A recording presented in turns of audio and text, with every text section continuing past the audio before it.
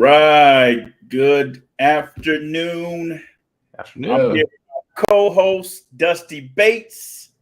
I'm Commercial Lauren. broker over to California. Dusty, how you doing, man? Very good. Has it been hectic the last couple of weeks? It's about the same as it has been. Things are. You would think it would slow down, but it's about the same. So That's the things are same. very, very busy in commercial. I think they might. You can know better than I do. Have things slowed down a bit in residential? It did at one point, but now we're starting to get an uptick now. It's starting to Uh, change and transition a little bit. So, Still lots of activity in commercial right now. oh yeah, oh yeah, oh yeah. So it's heating up for you too as well. Yeah, about the same. Yeah, we've been like white hot with the multifamily for I don't know, like 8 years now. It's been insane since like 2014, 2012, and it surprises me every single year how much demand there is in multifamily. There should not be that much demand, but there is. So I mean, and there's a lot of people interested in multifamily. So this show is called Talking Commercial, where we discuss everything commercial real estate. And basically, Dusty, as you mentioned, multifamily has been a huge thing in the residential space as far as realtors looking to invest. They've been becoming more interested in multifamily investing or multifamily in general. So I know that's been a huge thing for you guys for quite a bit of years, but I know it's starting to pick up and ramp up with the residential side as well. They're starting to transition from residential over to the multifamily space. yeah. Well, I'm out here in Northern California, out here in Sacramento, and so we've got a lot of people that are transitioning from like you've got the Bay Area, Yeah, San Francisco. yeah, I imagine you have a similar situation in like San Diego, some areas down there where a lot of money is coming out of those locations, or perhaps locations that have rent control that are right. starting to be, a little bit stricter. And then there's flooding into areas like mine in Sacramento, where we're just getting more and more money that doesn't care what it costs. They're just going to buy it. And in that situation, Sacramento, is that rent control up there or what? I know the whole state of California has a rent control Right. thing. California has a rent control. I believe it's what is it, 10% annualized. Well, that's only for I think these next 2 years. I don't think that's And permanent. there's no real mechanism to control it, right? There's no mechanism to enforce that. But that's what you should be doing for California. Sacramento doesn't have anything yet. There's been some things proposed in different areas, but nothing yet has been in place. But so Okay. you've got two mechanisms. You want the what is the law, and what's the enforcement mechanism to make that happen. So you have places like Alameda Island in the Bay Area. There's an island in the Bay called Alameda, and there's some heavy rent control there, but there's no real mechanism by which to enforce that. And so, people should be doing certain things in Alameda, but maybe they aren't. And the only way to enforce that is by the tenant to report that to the commission there, but the commission has no talent. They have no like teeth to enforce anything. Mm. And so those are the two things you want: is you want the rent control or the laws, but you also want how are we going to be able to enforce this in any area, or whether it's the state or a specific county or city. And a lot of places don't have that. Yeah, and that's recently I've been talking to a couple of people about landlord friendly states and where you want to invest if you're looking to buy investment property. And number one place not to go to is California, like for investment. At I least would that's agree. how a ton of people feel. I feel. I just don't think it's just way too many. It's way too tenant friendly, I believe. But it's to each his own. Some people like the equity play more than the cash flow play. So with that being said, today's topic and what we're doing is we're going to analyze a deal with Dusty Bates, the commercial realtor. And this so happens to be a property that's in California. It's a 4-unit. It's smaller than the one we analyzed before on the last show. But this would probably make it easier for the audience to understand that it's something that's, they're not familiar with commercial or analyzing these OMs like this. So let's go ahead and bring this up. This is a gentleman that I know in California, in Southern California, that has this property right here. I don't know if is that large enough on there for us? Okay. But anyways, I don't know if it changes much, but probably just that. Nah, good. Yeah. Let's see how that looks. Nope, can't do that one either. So no, I think we're good right here. So this deal is where's this? In Van Nuys. This is in the Valley area of Southern California, Los Angeles area, Los Angeles County. And we're doing a blind, just so everyone's aware, we're doing a blind look. I've never seen this before, and we're going to look at it like a commercial broker. We're going to look at it as though I'm looking at this for the first time and seeing, number one, do I want to maybe list this, or do we want to put this in front of a buyer as a prospective buy? Right. Okay. So fourplex here. Okay. Well, let's. Do you mind if we go through the slides a little bit and let's rock? Let's rock. All right. So we got. I am not familiar with the city very much, so we'll have to do some dives into the comps here.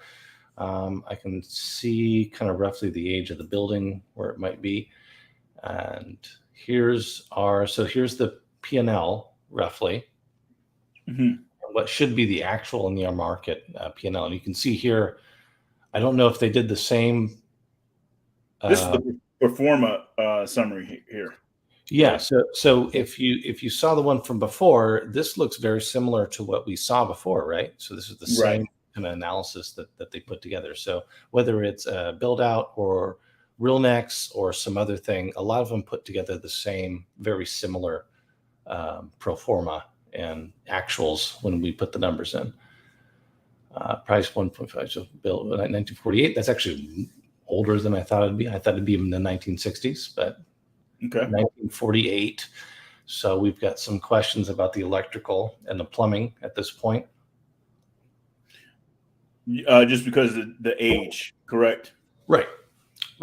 So I've done properties where you may look at it and it's got the 3 prongs there on the outlets, and the person who remodeled it actually did not trade out the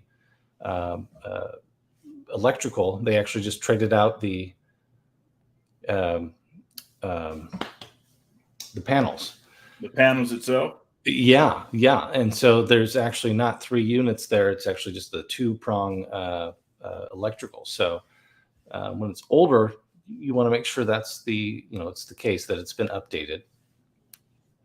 And then as it gets closer to 1940, 1930, the plumbing as it relates to integrating with the city system could erode to a point where there's going to be a massive replacement needed. So you want to just make sure that's going to be an inspection for the plumber and for the electrician, just to make sure everything's take a look at it. So some of the capital expenditures on it. Yeah, some things we're going to want to look at as things get older like that. Those are the 2 major things. Outside of that, you should be fine. And then so now in that situation, once it's inspected, am I coming back to try to trade down for these type of things, these issues that's going to come up? You're going to look at what they're saying. So the person who's presenting this to you is going to say, here's the property, here's the problems that we foresee, and here's the price. Now, if they don't include those, what you're going to do when you offer on this is you're going to offer on it based on what they're saying. So they're going to say it's this condition. They haven't brought up these plumbing or electrical issues. So you're not going to assume those. But and you might have a conversation with the broker at the time, but if during inspection period it finds out that there's a massive plumbing issue or a massive electrical issue, you're going to have to readdress that right at that time. So that could be something where you can have a credit, or you might reduce the price, or you might have them fix it before closing. But ideally, what a broker would do, if you're doing commercial brokering, you should put all the problems. I like to put all the problems up front, because then there's no retrading, and there's no right along the line. It's like here's everything that we see. Here's the problems. Here's actually how much it might cost, and here's our price. And then there's no surprises along the way like that. That could cause hiccups, not just trying to retrade things, but you're gonna have an issue trying to sell it if you have hiccups like that along the way. So make sure you disclose everything up front, even especially the ugly stuff is what you want. So I mean, mainly once you do get an accepted offer, you don't want to have to deal with these things where it may ruin the deal or not be able to close on the deal. So you want to bring all this stuff up front. So it's different in residential, where we don't really point out all the ugly stuff up front. We show them all the great stuff, and then let the home inspector point out all the bad stuff. So if you know this in commercial, you suggest bringing it up front in the beginning. Absolutely, yeah. You want all the all the nasty bits, like I'm seeing here the year built, and I'm saying, okay, well, how's the plumbing, how's the electrical, right? When was that updated? Was it updated properly? We want to know that, right? So you're going to have some homework to do up front as a broker when you're listing these things, along those lines, because those questions will come up every single time. And every time someone else has to do that, that's going to be another hiccup that may shake loose your deal. And so you want to prepare your broker or your owner for these types of things. Like, hey, okay, here's the age of the building. Here's the kinds of things we want to probably do ahead of time. We want to, pest report. We want to inspect the plumbing. We want to make sure the electrical's up to date. And if not, we want a report, a CPA, a commercial property assessment that outlines all of the issues that may come up, right? Okay. I would prefer that, because the other side is we spend a bunch of time and then someone does those and then they come back with a much larger price reduction than we're expecting. And then we have a back and forth and maybe that falls through, and then, or we have to go back on the market, right? We don't want to do that. We want to do that up front and then make the deal happen. Yeah, you definitely probably don't want to have your seller, your seller probably be upset if this thing falls through after that. Yeah. Okay, cool. Yeah. And I've had that happen before, where a property will go into contract once or twice, and it falls through twice, and then all of a sudden now it's going off to another broker. It's not yours, right? I've had that happen myself, and you don't want that. You want to prepare your client ahead of time, and here's what you want to do. And maybe that's a tough conversation, but you want to do that right away. Let me ask you this question: do you have a certain amount of terms in your listing for that property? Like, are you like, hey, I'm in a contract for 90 days, or I'm in a contract for 30 days? Mm-hmm. Like, what are you guys signing as far as with the seller? We don't really hold people's feet to the fire, is what we tell them. Like, if you want out, or if I want out, I'd like us to have that verbal conversation. Like, hey, we're just, if it doesn't work out, we're going to part our ways. Usually it'll be at least a 6-month contract, right? And it depends on the market, right? So if it's a super hot market, it depends, but it could be at least 6 months, could be up to. What's the average? About 6 months. It's about 6 months average. Okay. Yeah. I've done 3 months before, but it's in situations where they're a bit obtuse on their pricing, and I'm not sure if they're going to cooperate. So if they're not going to cooperate, we want to part ways, obviously. So a little earlier than normal. Yeah. So we'll say, hey, we're going to adjust after 30 days, see what the market tells us. And if after 30 days they don't want to adjust, I'm not going to spend a bunch of my marketing dollars Right. on a property. It's not going to work. So we're just going to part ways. So I've done 3 months, but 6 months is probably average. We're hoping to get it in a couple months, right? 1 or 2 months. Right. Sold. But that depends on the market. 6 months. Okay, gotcha. All right. And I'm reviewing this as we're talking. No, and that's fine. We have. Yeah, I was just wondering, as far as like for residential, it's 90 days standard, right? Okay. Commercial, you're saying is 6 months standard, right? Well, you have the same type of stuff in commercial and different product types for inventory levels, right? So you've got 3 months of inventory, 2 months of inventory. I think what is in residential, it's like 4 months of inventory is, yeah, it's level standard, right? So it depends on the inventory level. We might sign a more aggressive or less aggressive lease agreement, but we'll usually float around 6 months. It's fine. Okay. So I've got a market cap rate of 6.37, a cap rate of 4.53. So this is Southern California, right? Yes, this is Southern California. Okay. Los Angeles County. Not surprising. You've got your GRM. What does GRM stand for again? Gross rent multiplier. That's right. There we go. I'm getting it. So we got a market GRM and a. What is that GRM at? What does it say is? So it says the GRM is 14.24 and the market GRM is 11.19, which is what they're saying is the rent is way below market. Right. So that's the main, I think, flex point for them is saying, hey, you could increase the rents. There's not a whole lot of reduction in expenses, I would expect. So let's look over here. So expenses, if you look at actual versus market, they're pretty much exactly the same. Yep.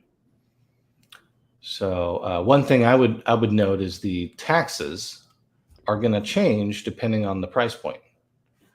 Insurance. We've talked about timber before: taxes, insurance, management, maintenance, utilities, repairs. Right. One of the things I often find that brokers do not adjust when they're looking at their current offering versus market would be the change in the taxes. Okay. Right. So we've got a price point of 1.450. Let me pull my calculator up.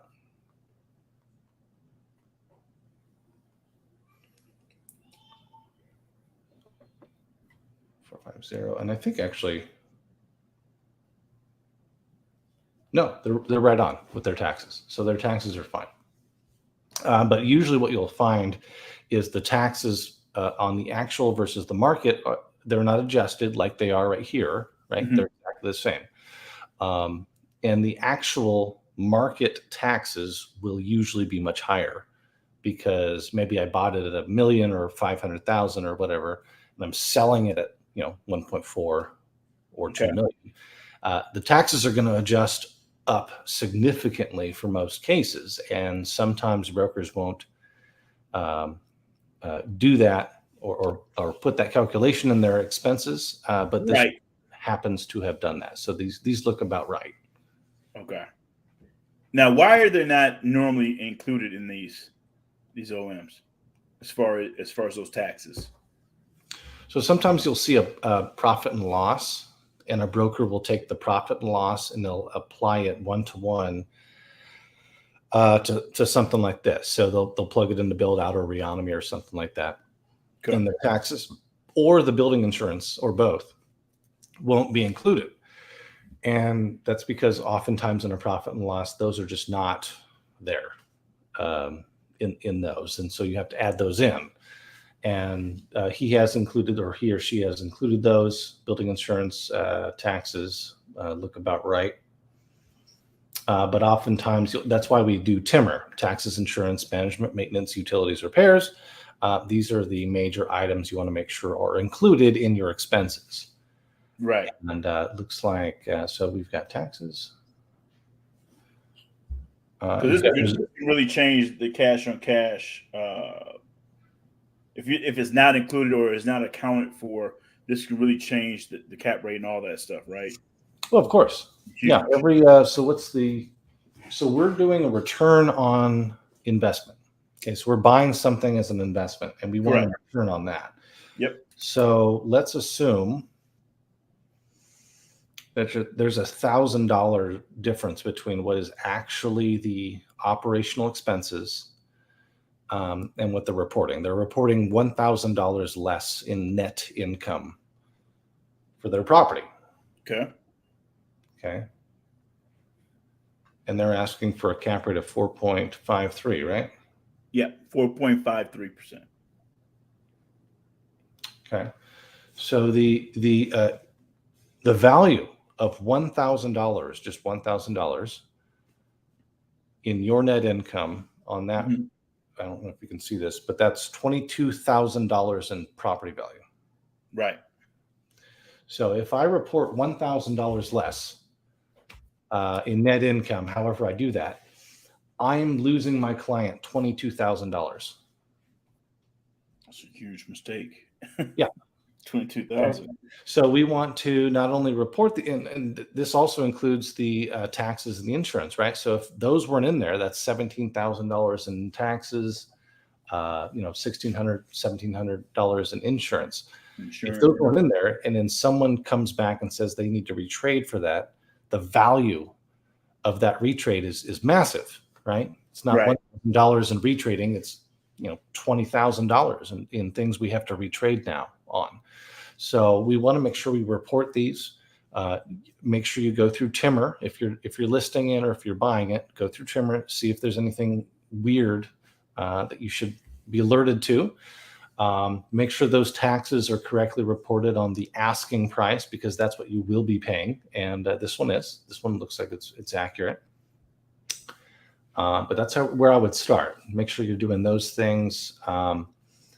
I'm not sure if that cap rate and the market cap rate are market, but roughly where it should be, I think.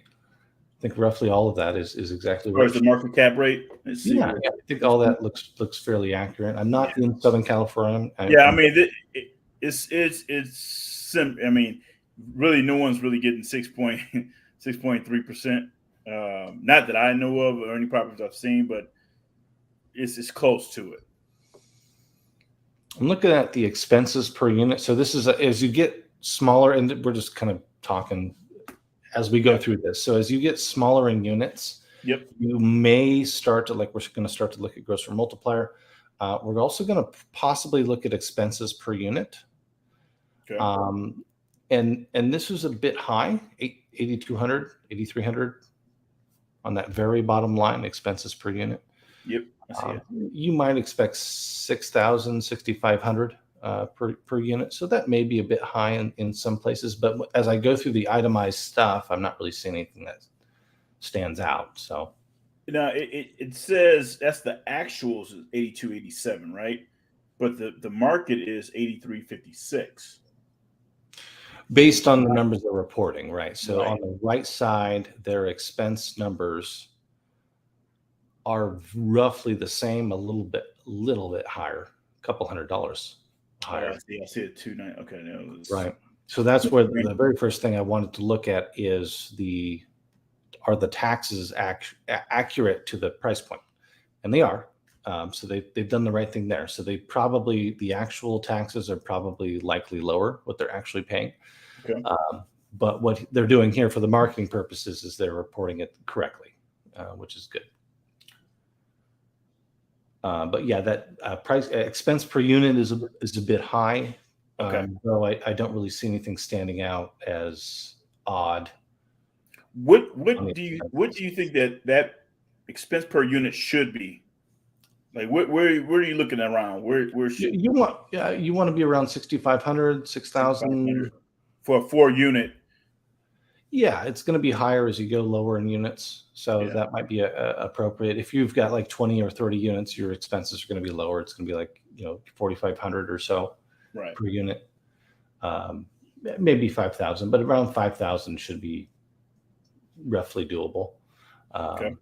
depending on age of the building and different stuff, of course. But I don't see anything sticking out here as weird. I see the income changing significantly, like we talked about. Right.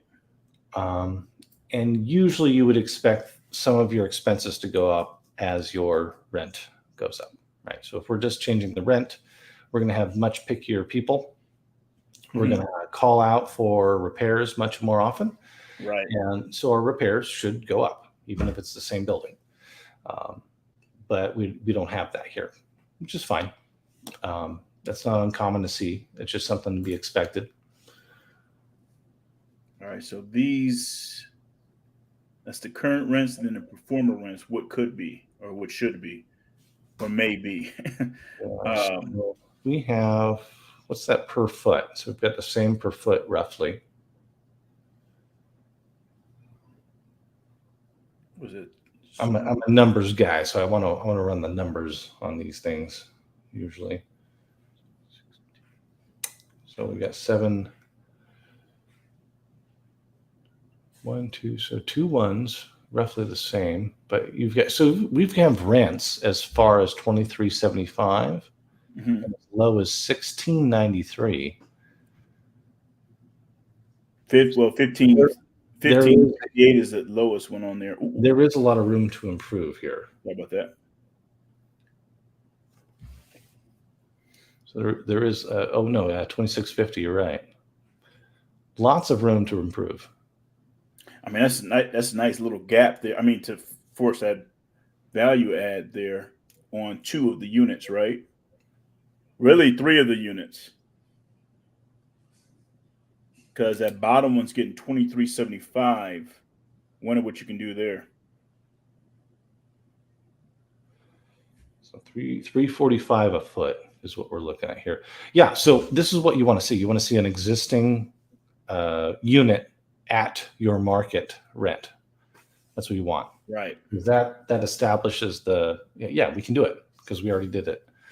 And so now we can very confidently say, yeah, we can do the other units roughly the same and establish this rent, which ends up being, $27,000 more than what they're getting right now. So I think there's a strong case for that, because they're actually getting it. So I'm assuming these are some of the ones that have been turned. This unit here. Remodel. I don't know if they have more than this. I think that's the last slide. So they just have the 1 unit. Yeah. So I think that's the one that probably went for the $26.50. Right. So this is a building in the 1940s, 50s. Question here would be: is this $26.50 rent from this unit that has been turned? And if so, what are our needs for turning the other units into this? Because you can clearly get the rent there, but is it going to take us $20,000 to do so? Right, and that's what we need, that cost per unit, right? As far as to repair, replace, whatever inside, we need that cost per unit, or assume the cost per unit. Correct? If we're looking back here, you see these guys here. So we've got the market rent is what they've proposed for unit 2. Is unit 2? My question is unit 2 this one right here that they've turned? What was the cost to take it from where it was to this? And I'm assuming the other 3 units are going to need similar work, right? So I just need to know that. But I think the one we did last time, they were saying the rents were way above where they should be, and we thought there's a big gap. It was very ambitious. I don't think this one's ambitious. I think this one we want to find out just what the repair cost is going to be to rehab these guys. Right, for the other 3 units, right? Well, the one of the units is getting $23.75. So I wonder if. Okay, I get what you're saying. So we got to find out: is this the $26.50 or this is the $23.75? Because if it's $23.75, this might be a good decent deal, or If you get is this the 2650, right? right, or is it the 2375? Is what I was saying. Like Right. No. So my question is, what does it take for these other 3 units to get to 2650? Is it going to cost $15,000-$20,000 each, or is it going to cost some paint, or is it just some paperwork? so. Let's go off of this. Let's say it's $1,500 each unit, right? Mhm. To get to that 2650 mark, Right. right?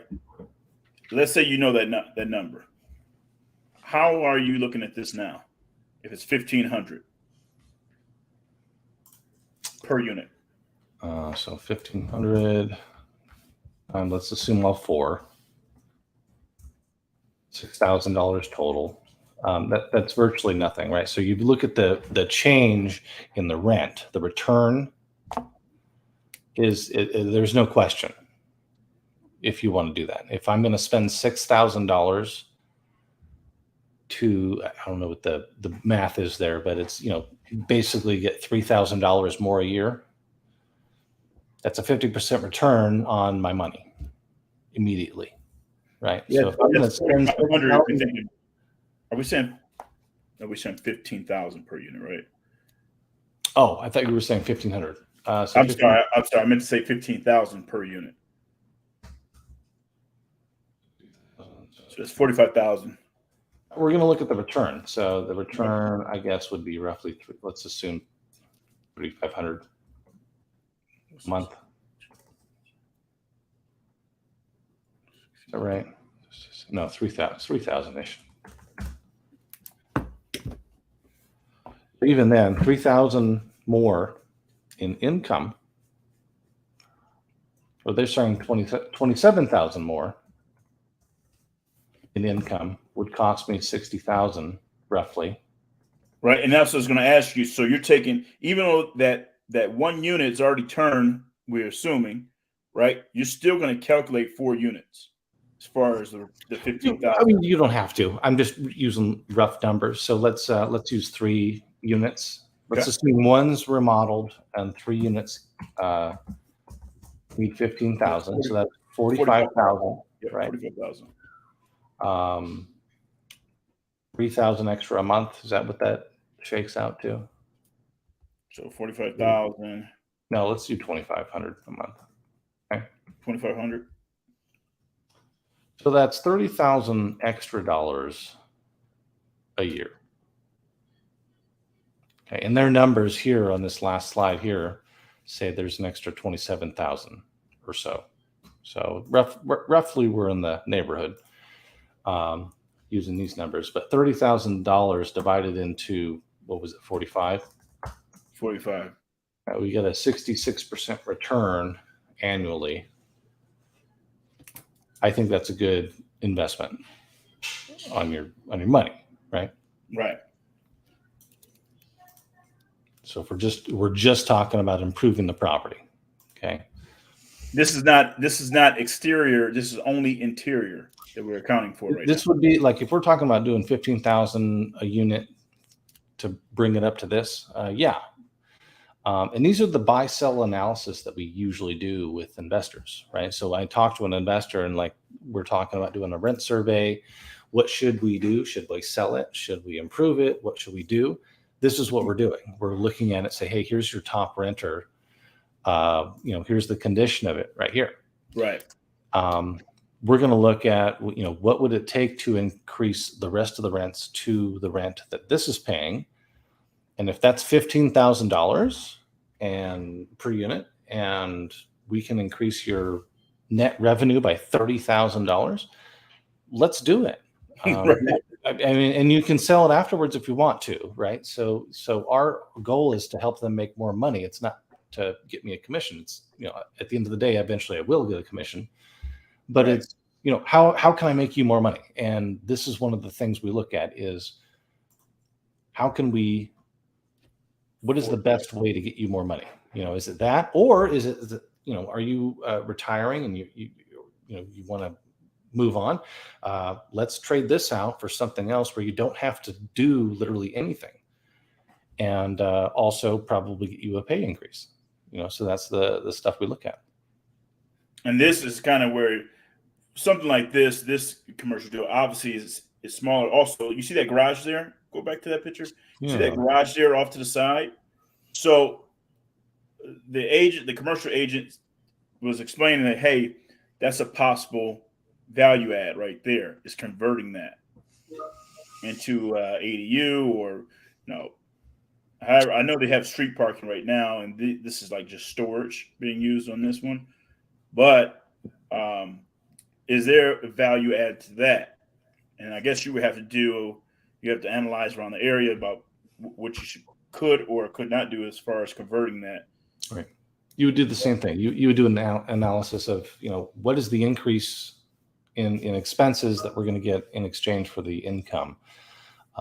Your expenses are going to go up too, obviously. Right. But is this a heavier lift than is worth it? Or a lot of places in Southern California, it's beneficial to maybe improve this just a little bit and then offer it as paid parking. Right. So instead of spending $80,000, you can spend a couple $1,000 and turn it into some really nice paid parking now, if the demand is there. So you want to know if the demand's there for that. Okay. And would that be something that you would recommend right off the bat?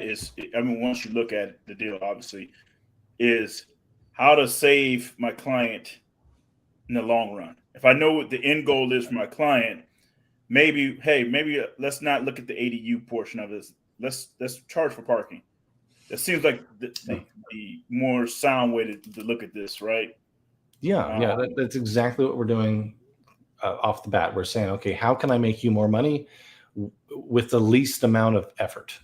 Right. And that's one of the first things I would look at here is, how can I improve this parking space so that you could charge for it for your tenants and get a return there. I'd also probably with smaller units, a lot of times they're not really charging for things like trash, right? Okay. So I might adjust their leases a little bit so that as they bring new tenants on, that they're charging maybe like a $15 for the trash fees. Yeah, something like that. Or a lot of times they're also not really charging for the smaller tenants like this, or not really charging for pets. So you might have a pet rent and a pet deposit too. So you don't think they incorporated the trash fees and all that stuff inside that increase as far as that bump right there? Is it on the expenses here? Oh, wait. There it is. Trash removal. Trash removal. Okay. Yeah. That's expenses. Yeah. So on the income side, I would say, and then you don't have to charge a bunch, but you can charge like $15 or something, $20. As long as that's on your lease when you start it, that helps, right? Every bit helps. Like we just talked about, $1,000 change in net income can result in $22,000 change in value. So I wouldn't implement something like that for existing tenants, but as you have new tenants come on, I would start to suggest things like that. Okay. And then obviously we're going to get a staple on this to know exactly what the current tenants are paying on this thing, right? Yep. So if you're watching right now, an estoppel is really just, it's a statement from the tenant and from the owner on exactly what the agreement is and if there's anything special outside of that, right? So maybe they take the trash out every week and they get a $20 a month reduction in rent or whatever. That might not be on the rent or the lease, but maybe that's a special side agreement they have that would come out in the estoppel. That's what you want an estoppel for, is to protect both the tenant and the owner on a sale with any special side agreements that they may have. And or think they have. Yeah, I'm just trying to figure out how. Well, obviously, we're speaking about a property that's in California, which has rent control in there, and most likely the tenants won't move out that quickly if they've been there for a little bit of time. But if I'm looking at this deal, let's say I'm looking at this deal in Kentucky, right? Mm-hmm. Which I know Kentucky's more landlord friendly, I believe, than tenant friendly in California. If it's not California, they're more tenant friendly. You mean more landlord friendly if it's not California? Or yeah, landlord friendly. Yeah. Right. Yeah, Okay. everything in California leans toward the tenants. Love California. All right. So we looked at this property. We looked at the units. We have a possible value add with that garage, either build it out or create, paid parking.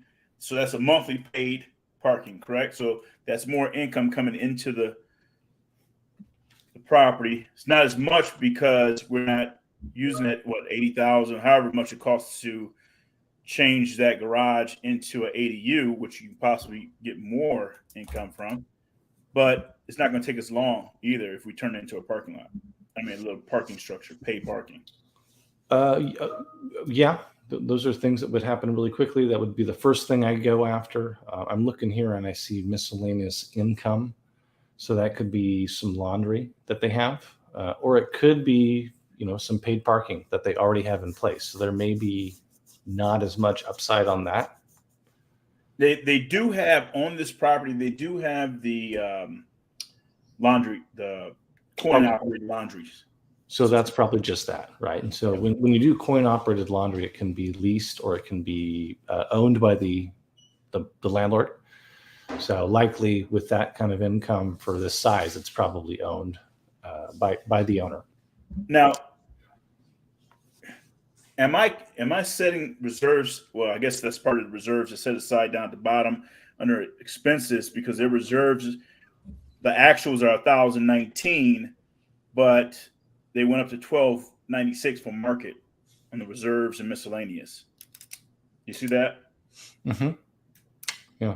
So am I assuming that I'm putting a certain percentage to the side for those coin operated machines to be going out of commission in 5 to 10 years?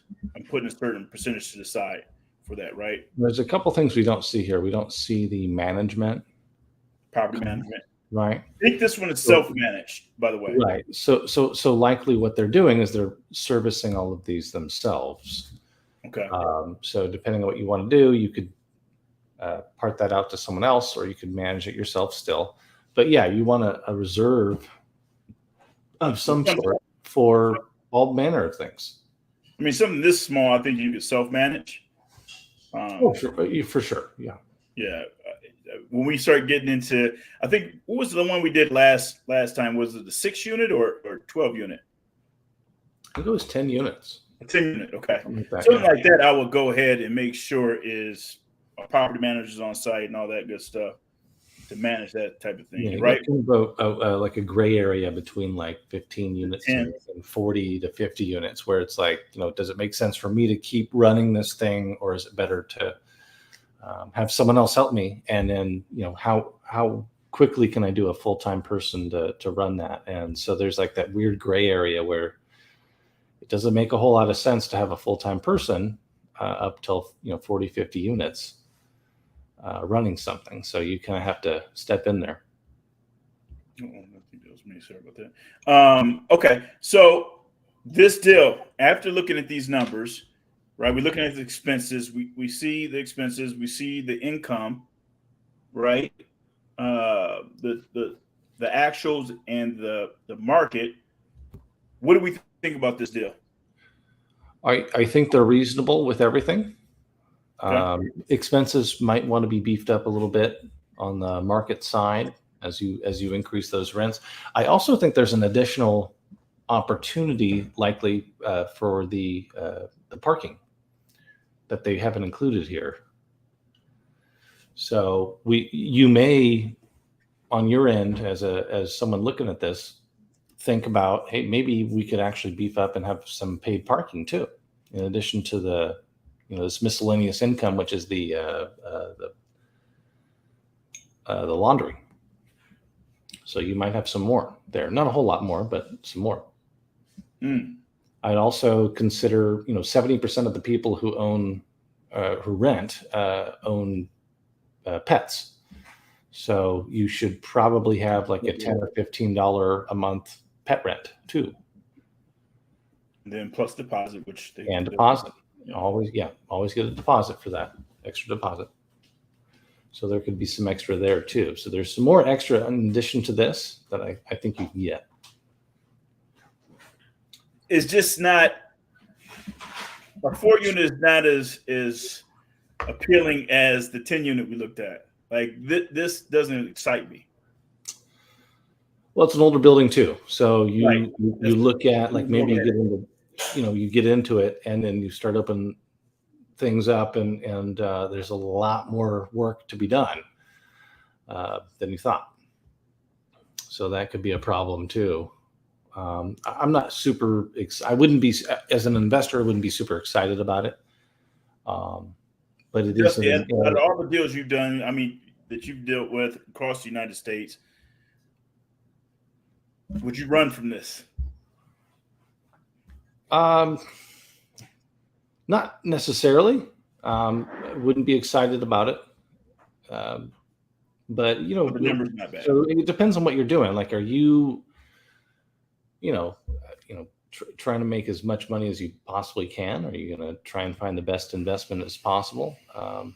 Probably yes. I would run away. If you have some money that you need to place somewhere, this will be one of those. Yeah, I might more of an equity play on this than the cash flow. Yeah. Place it in here, make some adjustments, and then just hold it. And then hop in some triple net leases, sell it and hop in triple net leases, huh?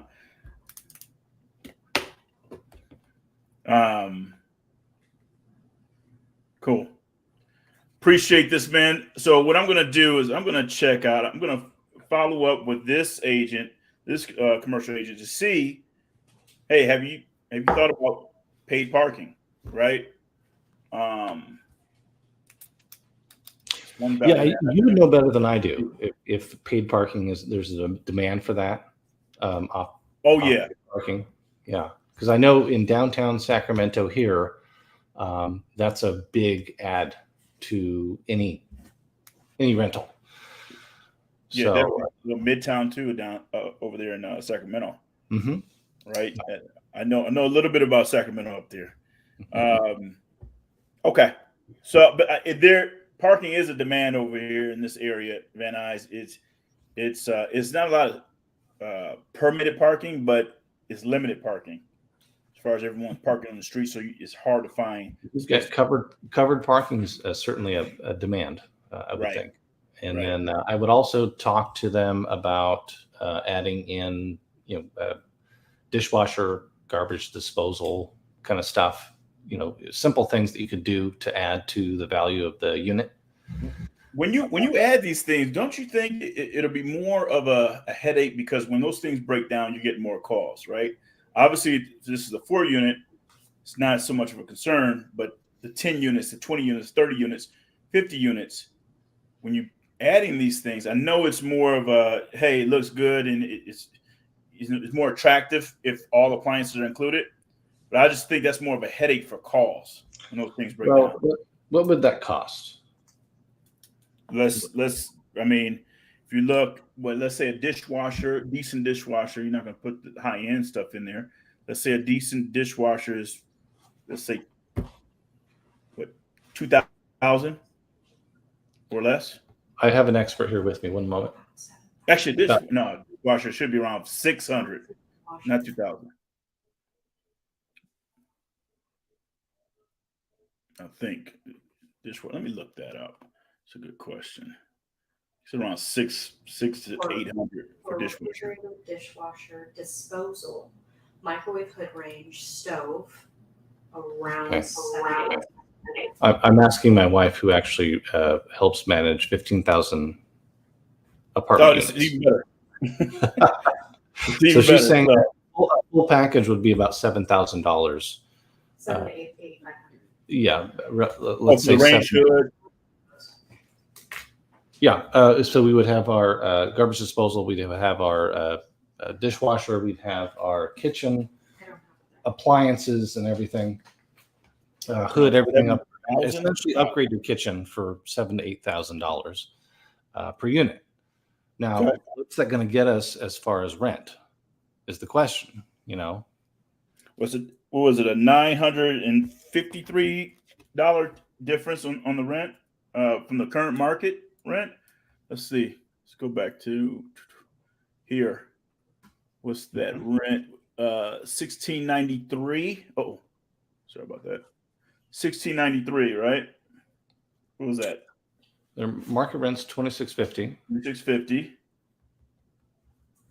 All right. And the current rent is what, 1693, right? So 957 is the difference. Yeah. For that one particular unit. But yeah. So you multiply that by 12, I've got $8,000, almost $9,000 annually that I'm getting now per year for that unit that I paid $8,000 for. right. So I think it would be worth it for me to make that move in most cases, but that's, depends on the market. Okay. So yeah, 957. Yeah. Okay. So wow, $7,000, $7,000 to $8,000. And that's including refrigerator, dishwasher, disposal.